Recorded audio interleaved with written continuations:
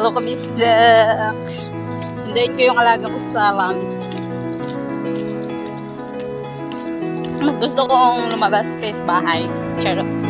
Nakita ako ng iba't ibang mukha. Ay, nako. Laban lang tayo mga OFW.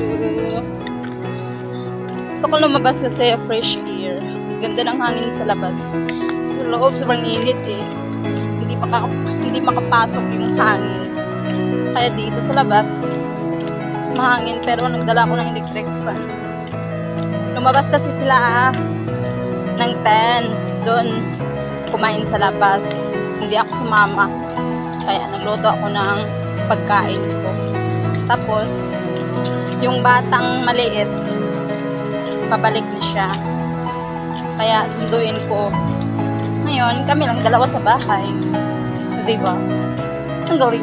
Mas bukas day off. Relax taoy kay. Pila ka adlaw.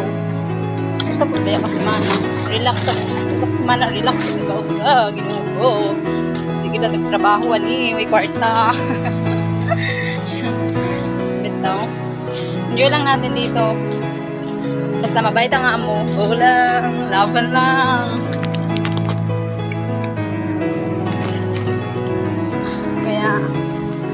Nandito sa kayo sa Hong Kong. Alaalahanin nyo pa rin na maging mabait kayo sa amo niyo. Kasi hindi lahat ng amo katulad ng amo ko. Charot. Minsan yung amo ko may saltik eh. Lalo na yung matanda. Pero nung nagtagal-tagal ako, umabot ako ng 7 months. Yahoo! 7 months na ako. Tagal-tagal na ako, medyo mabait sila. Hindi na ako laging nagpagalitan.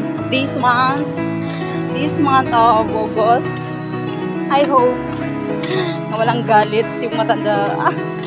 Hindi pa ako nagalitan this week. Charot. Okay lang naman pagalitan eh. Sanay na ako.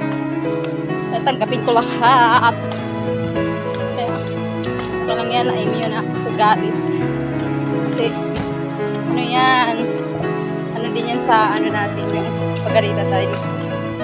Part yan sa sahod natin. Kaya, laban lang tayo. Ay, ewan. Huwag tayong sumuko. Kasi, pag sumuko tayo, talo tayo, di ba? Maong ayo oy kay mao gahapon og natas Pinas nya moingon sila nga ay mularga kog kanang abroad way kay may kwarta nya la ay kayo sus kanang amo trabaho oy dili magtampay mas nindot ang bisag kafoy bisag lagyo o di ba kaya okay. Dili magpaluya-luya bitaw. Laban lang yun.